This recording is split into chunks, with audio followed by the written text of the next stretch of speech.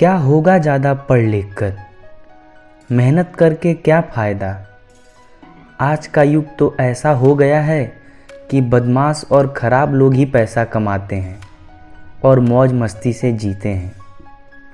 मुझे नहीं बनना है बुद्धिमान, मुझे नहीं बनना है विद्वान। आज के कलयुग में क्या आपको भी यह विश्वास होने लगा है कि पढ़ाई लिखाई से कोई लाभ नहीं है और विद्वान बनकर इस युग में कुछ भी नहीं मिलने वाला है? तो दोस्तों, आपके सामने मैं चाणक्य के कुछ ऐसे विचारों को प्रकट करूंगा जिससे शायद आपकी विचारधारा में कुछ बदलाव हो। मित्रों, यूं तो चाणक्य ने सैकड़ों श्लोक विद्या के संबंध में बोले हैं, परंतु मैं उनमें से कुछ ही का संक्षिप्त अर्थ बताऊंगा।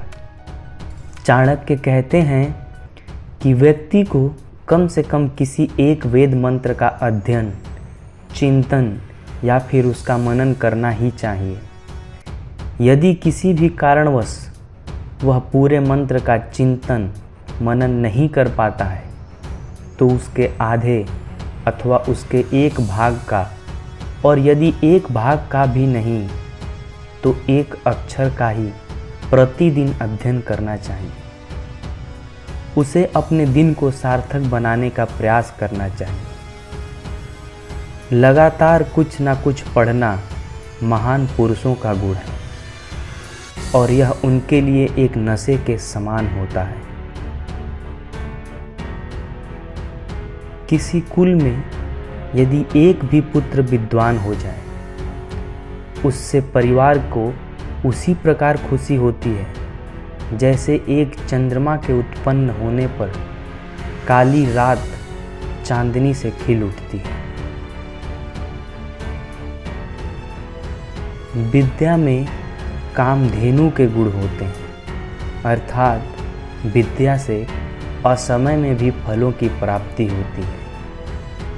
व्यक्ति जब विदेश में होता है तो विद्या ही उसकी माता के समान रक्षा और कल्याण करती है। इसलिए विद्या को गुप्त धन भी कहा गया है। विद्वान सर्वत्र पूज्यते। जो लोग विद्वान हैं उनको अपने पुत्र और पुत्रियों को अनेक प्रकार के अच्छे गुणों से युक्त करना चाहिए। उन्हें अच्छे कार्यों में लगाना चाहिए, क्योंकि नीति जानने वाले, अच्छे गुणों से युक्त सज्जन स्वभाव वाले व्यक्ति ही कुल में पूजनीय होते हैं। यदि विष में भी अमृत हो तो उसे ग्रहण करने में कोई बुराई नहीं।